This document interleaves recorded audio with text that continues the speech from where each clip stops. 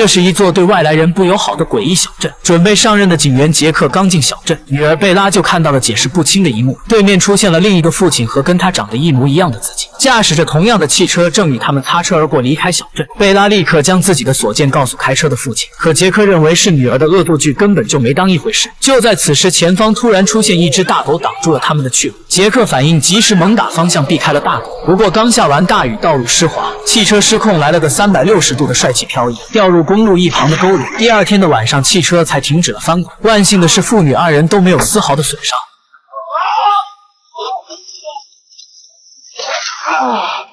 而小镇上真正的离奇事件才刚刚开始。顽皮的小男孩只因在超市偷了一块巧克力，回到房车上就遇到了奇异的现象。小孩嘛，都性情贪玩，起初他还认为是房车新开发的娱乐项目，伸出小手玩得不亦乐乎。唯独一旁的老狗对这一现象保持警惕，但下一秒意料之中的怪事发生了，房车的后半部分逐渐开始脱漆氧化。小男孩察觉到危险，慢慢向后退去，可惜早就已经为时已晚。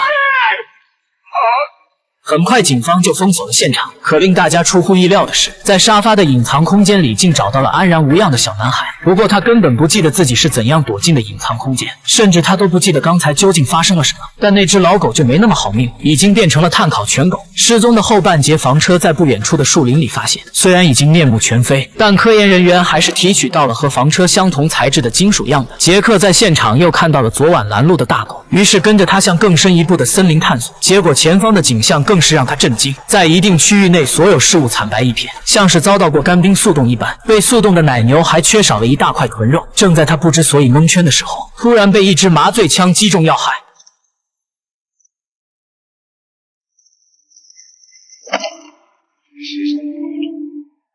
等醒来时，已经被神秘人关进了吉普车上的狗笼里。原来神秘人真正的目的是抓捕那只大狗，而杰克显然就是他老眼昏花的牺牲品。没多久，他又锁定了大狗的位置，随后他拿出装有8倍镜的麻醉枪瞄准目标。可大狗似乎不是凡人，应该察觉到了危险的存在，简单移动位置就让餐厅小哥成了新的替罪羊。逃走的大狗来到了小镇警长的家中，很明显他们之间是早就认识的关系。可就在大狗享受警长家食物的时候，屋内再次发生了诡异的现象。